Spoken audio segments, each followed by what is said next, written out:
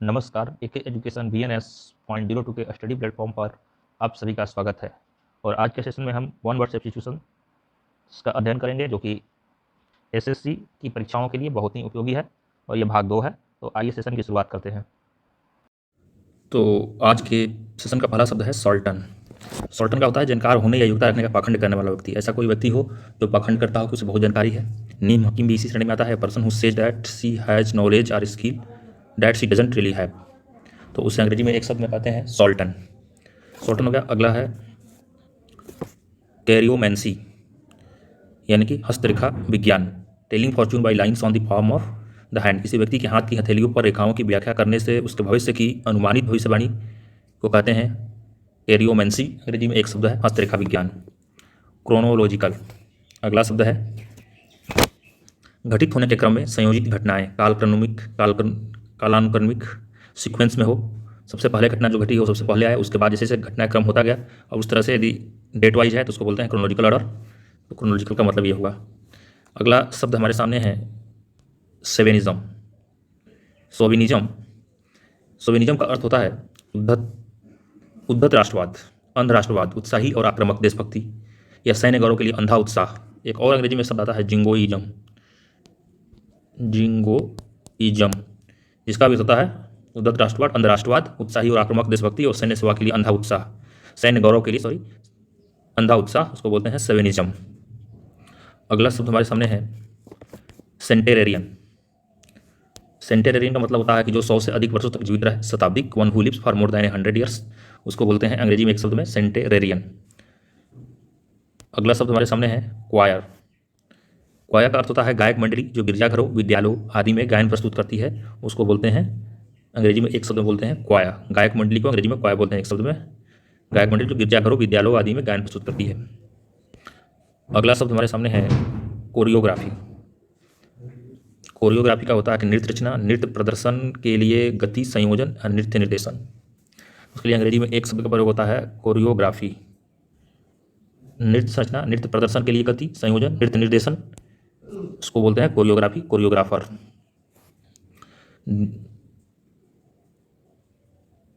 अगला शब्द हमारे सामने है क्रोमैटोफोबिया, रंगों का डर। रंगों का डर, इसको बोलते हैं अंग्रेजी में एक शब्द में chromatophobia, fear of colours, chromatophobia हो गया। अगला शब्द हमारे सामने है circumlocution. Circumlocution round about way of expression, यानी कि व्यक्ति के लिए बहुत सारे शब्दों का प्रयोग, भाषण या लेखन का लंबा, जटिल, अप्रत्यक्ष वाकजाल, घुमा फिरा कर बात करना। यदि बात घुमा फिरा कर रहा हो, लंबी चौड़ी बातें कर रहा हो, स्पष्ट नहीं कह रहा हो सीधी तौर पर, तो उसको बोलते हैं सर्कमलोक्यूशन। तो अगला शब्द हमारे सामने है क्लिनोमैनिया। क्लिनोमैनिया होती है बिस्तर पर रहने की अत्यधिक इच्छा को बोलते हैं clinomania. Excessive desire to stay in bed, clinomania, इसके लिए अंग्रेजी में एक शब्द है क्लिनोमैनिया। अगला शब्द है claustrophobia, fear of enclose space. Claustrophobia संलग्न स्थानों का डर, यानी कि मान लीजिए कि लिफ्ट हो, ऐसा कोई बंद कमरा हो और वहाँ डर लग रहा हो तो उसको बोलते हैं क्लस्ट्रोफोबिया। क्लॉक रूम, अगला शब्द है clock room, a room where cots and other articles can be left temporarily. Clock room किसी इमारत के प्रवेश द्वार पर स्थित एक कमरा जहाँ कोट, थैले आदि सामान रखे जाते हैं। अमानती सामान घर को अंग्रेजी में एक शब्द होता है क्लॉक रूम। रेलवे स्टेशन पर आपने देखा होगा क्लॉक रूम होता है, वहाँ भी अपना सामान रख के कहीं जा सकते हैं आप। अगला शब्द आ गया क्लस्टर। क्लस्टर होता है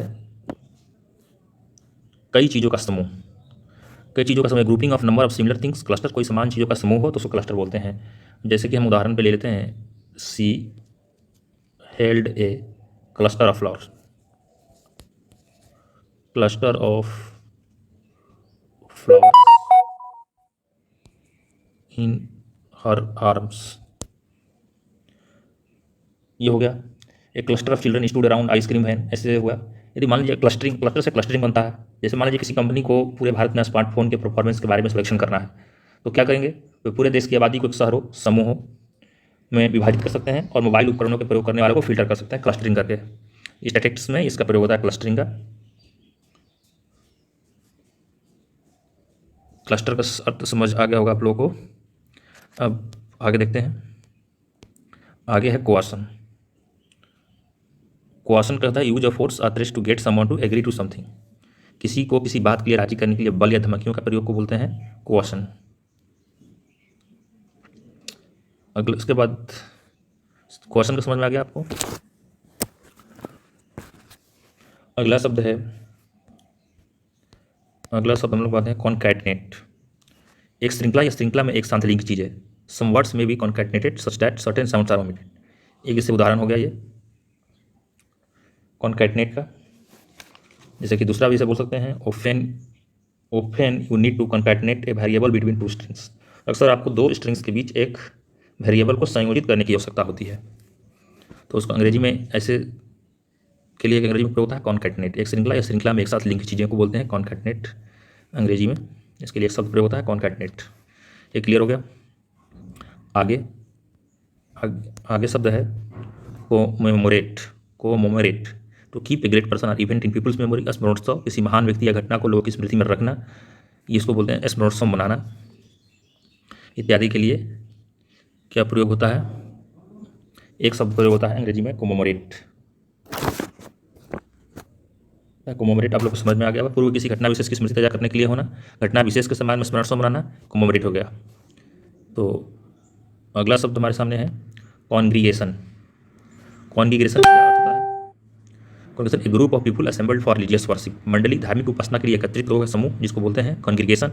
एकत्रित होने की क्रिया, सभा, जमाव इत्यादि के लिए कॉन्ग्रीगेशन का यूज होता है। चर्च विशेष में जाने वाले व्यक्तियों का समूह कॉन्ग्रीगेशन अंग्रेजी में एक शब्द है। A group of people assembled for religious worship particularly, तो कॉन्ग्रीगेशन का यूज होता है। अगला शब्द हमारे सामने है कॉनेसा। कॉनेसा माने क्या मतलब होता है? किसी चीज़ का विशेषज्ञ, पारखी, माहिर। A person who knows lot about art, good food, music, it's etcetera. कला, स्वादिष्ट भोजन, संगीत आदि का विशेष जानकार, गुणग्राहक, गुणज्ञ, पारखी, विशेषज्ञ, माहिर। एन एक्सपर्ट जज in matters of taste. A connoisseur of music, connoisseur of music हो सकता है। एंड ए इसको उदाहरण से देखना चाहें तो ACONNOISS, you are connoisseur of music. इसका प्रयोग होता है मानी किसी चीज़ का विशेषज्ञ, पारखी, माहिर इत्यादि में। कला, स्वादिष्ट भोजन, संगीत आदि के विशेषज्ञ, जानकार, गुणग्राहक, गुणज्ञ, पारखी को बोलते हैं कॉनेसर। अगला शब्द हमारे सामने है कॉन्स्क्रिप्शन। कंपल्सरी मिलिट्री सर्विस यानी अनिवार्य सैन्य भर्ती को अंग्रेजी में एक शब्द प्रयोग किया जाता है कॉन्स्क्रिप्शन, कंपल्सरी मिलिट्री सर्विस। दूसरा शब्द हमारे सामने है conservation, A protection, preservation and careful management of natural resources end of the environment. प्राकृतिक संसाधनों और पर्यावरण की सुरक्षा, संरक्षण और सावधानीपूर्वक प्रबंधन को क्या बोलते हैं अंग्रेजी में एक शब्द में? कंजर्वेशन। तो कंजर्वेशन आप लोग को समझ में आ गया होगा। अब आगे बढ़ते हैं। आगे है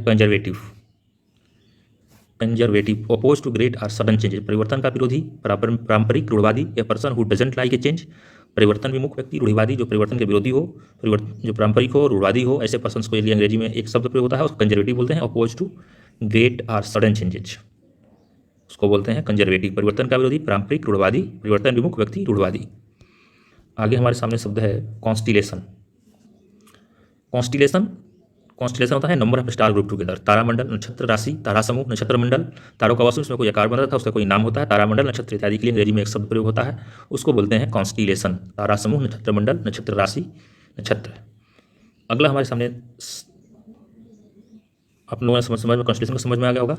अभी अगला शब्द देखते हैं। अगला शब्द हमारे सामने है कॉस्मोलॉजी, ब्रह्मांड की उत्पत्ति और विकास का विज्ञान।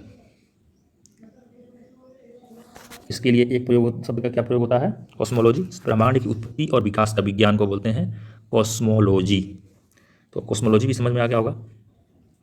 अभी आगे है कॉस्मोपॉलिटन। अगला शब्द हमारे सामने है कॉस्मोपॉलिटन। कॉस्मोपॉलिटन का सर्वदेशीय, विश्व नागरिक, सर्वलौकिक, विश्व के विभिन्न भागों से व्यक्तियों वाला, सर्वदेशीय, अन्य देशों की संस्कृति से प्रभावित। ए person who is free from local, provincial और नेशनल बायस अटैचमेंट। विश्व नागरिक, सर्वलौकिक इत्यादि को बोलते हैं कॉस्मोपॉलिटन, सर्वदेशीय। इसके लिए अंग्रेजी में एक शब्द प्रयोग होता है कॉस्मोपॉलिटन, सर्वदेशीय हो गया। विश्व नागरिक भी कॉस्मोपॉलिटन को बोलते हैं विश्व नागरिक, इसमें भी कॉस्मोपॉलिटन। तो एक शब्द प्रयोग कॉस्मोपॉलिटन आप समझ गए होंगे अच्छी तरह से। सर्वलौकिक भी होता है कॉस्मोपॉलिटन। अगला शब्द हमारे सामने है creche, CRECH, creche, a nursery where babies and young children are cared for during the working day. माता पिता की अनुपस्थिति में शिशुओं की देखभाल का स्थान, शिशु सदन, शिशु गृह, क्रेश सर्विस वगैरह सुना होगा आजकल। जहाँ पर माता पिता के ऊपर जो काम करने वाले लोग हैं अपने बच्चों को वहाँ पर रख देते हैं, और जो काम समाप्ति के बाद जब आते हैं तो बच्चों को वापस ले आते हैं, तो ऐसी जगह को बोलते हैं क्रेस। क्रेस फैसिलिटीज कई जगह वर्किंग प्लेस पे भी होता है आजकल, तो क्रेस का अर्थ आप लोग समझ गए होंगे। अगला शब्द हमारे सामने है copulate. Couplet, a stanza consisting of two successive lines of verse usually rhymed. कविता की समान रूप से लंबी दो पंक्तियां द्विपदी। ये two lines of poetry of equal length one after the other. कविता की समान रूप से लंबी दो पंक्तियां द्विपदी को क्या बोलते हैं? कॉपल्ट बोलते हैं अंग्रेजी में, एक शब्द में। अगला शब्द हमारे सामने है क्रेडिबल। क्रेडिबल का क्या अर्थ होता है? Credible that which can be believe, विश्वसनीय, विश्वास करने योग्य, संभव होने योग्य, संभव। इनक्रेडिबल इसका उल्टा होता है, अविश्वसनीय। इनक्रेडिबल होता है that which can be believed, विश्वसनीय, विश्वास करने योग्य, संभव होने योग्य, संभाव्य को क्रेडिबल बोलते हैं अंग्रेजी में, एक शब्द में। अगला हमारे सामने है क्रूसेड। क्रूसेड धर्मयुद्ध, क्रूसेड का वार ऑफ रिलीजियस यानी कि धर्मयुद्ध, इसको बोलते हैं नैतिक मूल्य संरक्षण के लिए या अनिति के विरुद्ध के लिए संघर्ष, उसको बोलते हैं एक शब्द में क्रूसेड। आगे देखते हैं कौन सा शब्द हमारे सामने है। आगे है क्रिप्टोग्राम। क्रिप्टोग्राम है सीक्रेट मैसेज रिटेन इन कोड, कोड में लिखा है गुप्त संदेश, कोड में लिखा पाठ, गुप्त या गुप्त महत्व वाला प्रतीक आकृति, इसको बोलते हैं क्रिप्टोग्राम। यदि किसी चीज़ को, किसी टेक्स्ट को यदि गुप्त भाषा में लिख दिया जाए, उसको कोड में लिख दिया जाए, तो उसको बोलते हैं क्रिप्टोग्राम। अगला शब्द है हमारे सामने साइनोफोबिया, कुत्तों का डर। कुत्तों का डर को बोलते हैं अंग्रेजी में एक शब्द में Sinophobia, the fear of dogs. Sinophobia समझ में आ गया। साइटोलॉजी, पौधों और पशु कोशिकाओं की संरचना और कार्य से संबंधित जीव विज्ञान और चिकित्सा की शाखाएं को बोलते हैं कोशिका विज्ञान, cytology. The branches of biology and medicine concern with the structure and function of plant and animal cells को अंग्रेजी में एक शब्द में बोलते हैं साइटोलॉजी। साइटोलॉजी का आप लोग अर्थ समझ गए होंगे। अगला शब्द है हमारे सामने डेमोगॉग। डेमोगॉग क्या होता है? दुर्जनों का नेता, प्रजानायक, प्राकृतिक जननायक के नेता, दलपति, जनसमुदाय का नेता, राजनीतिक नेता जो तर्कसंगत तर्क या उपयोग करने के बजाय आम लोगों की इच्छाओं और पूर्वाग्रहों को अपील करके समर्थन चाहता है, उसको बोलते हैं demagogue. Political leader appealing to popular desire and prejudices, demagogue. Demagogue का अर्थ समझ गए होंगे आप लोग, ये है डेमोगॉग। अगला शब्द हमारे सामने है डेमोग्राफी। डेमोग्राफी क्या होता है? जनसांख्यिकी, जनसंख्या का अध्ययन। डेमोग्राफी होता है समय की अवधि में जनसंख्या, जन्म मृत्यु, बीमारियों आदि के आंकड़ों का अध्ययन के लिए अंग्रेजी में एक शब्द प्रयोग होता है, उसको बोलते हैं demography. Study of statistics of population and birth, death, disease, it is etcetera over a period of time.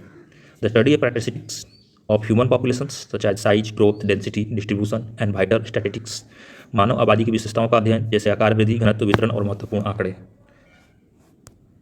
के लिए अंग्रेजी में एक शब्द प्रयोग होता है डेमोग्राफी, इसको बोलते हैं जनसंख्या का अध्ययन, जनसांख्यिकी। याद रखिएगा। डेंड्रोलॉजी, डेंड्रोलॉजी क्या होता है? वृक्ष का विज्ञान। वृक्ष का साइंटिफिक स्टडी ऑफ ट्रीज, वृक्ष विज्ञान को अंग्रेजी में एक शब्द बोलते हैं डेंड्रोलॉजी। लकड़ी के पौधों का अध्ययन, वह वनस्पति विज्ञान की शाखा है जो मुख्य रूप से पेड़ों और झाड़ियों से संबंधित है या मुख्य रूप से लकड़ी के पौधों और उनके वर्गीकरण के लक्षण, वर्णन और पहचान पर केंद्रित है, तो उसको बोलते हैं वृक्ष विज्ञान को, वृक्ष विज्ञान क्या बोलते हैं? डेंड्रोलॉजी, एक शब्द बोलते हैं साइंटिफिक स्टडी ऑफ ट्रीज को डेंड्रोलॉजी बोलते हैं अंग्रेजी में। अगला हमारे सामने है डर्मेटोलॉजिस्ट। इसका होता है चिकित्सक, त्वचा विशेषज्ञ। चर्मरोग चिकित्सक, त्वचा विशेषज्ञ, specialist disease of the skin. चर्मरोग चिकित्सक, त्वचा विशेषज्ञ को डर्मेटोलॉजिस्ट बोलते हैं, डर्मेटोलॉजी। अगला शब्द है हमारे सामने स्टडी ऑफ स्किन को बोलते हैं डर्मेटोलॉजी। त्वचा, बालों और नाखूनों के रोग के निदान उपचार से संबंधित है, इसको बोलते हैं the study of skin, dermatology. अगला शब्द है डिस्पोटिज्म। डिस्पोटिज्म है the exercise of absolute power specially in a cruel and oppressive way. पूर्ण शक्ति का प्रयोग विशेष रूप से क्रूर और दमनकारी तरीके से, तानाशाही, तानाशाही हो गया। निरंकुशतावाद,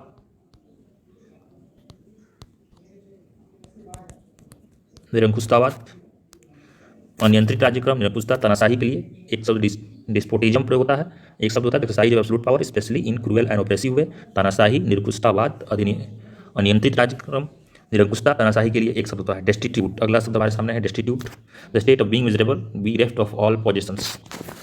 निराश्रित, बेसहारा, अंकिचन, निराश्रित, निराश्रित हो गया,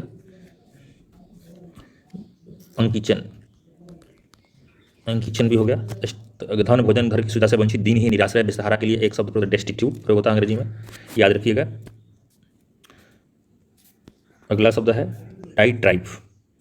किसी, डाइट्राइब होता है bitter and violent attack in words, शब्दों से किसी के ऊपर हमला करना,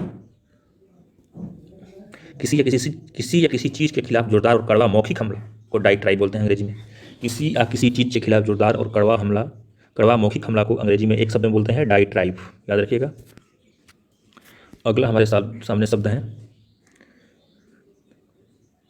डाइकोटोमी। डाइकोटोमी का क्या अर्थ होता है? विरोधाभास। पहले तो विरोधाभास हो गया, दो भागों में विभाजन हो गया, दो भागों में विभाजन हो गया, द्विधाकरण हो गया, दो चीज़ों के बीच विभाजन या विपरीतता। The separation that exist between two groups or things that are completely opposite to and different from each other. एक दूसरे से सर्वथा विपरीत और भिन्न दो वर्गों या वस्तुओं की पृथकता, द्विभाजन इत्यादि को बोलते हैं डाइकोटोमी। विरोधाभास, दो भागों में विभाजन, दो चीज़ों के बीच विभाजन या विपरीतता, इसके लिए एक शब्द प्रयोग होता है अंग्रेजी में, याद रखिएगा डाइकोटोमी। तो आज के सेशन में बस इतना ही था। इसी तरह से आप लोग पढ़ते रहिए धीरे धीरे। और यदि आज के लिए इतना ही। यदि सेशन अच्छा एवं उपयोगी लगा तो कृपया लाइक और शेयर करें। धन्यवाद।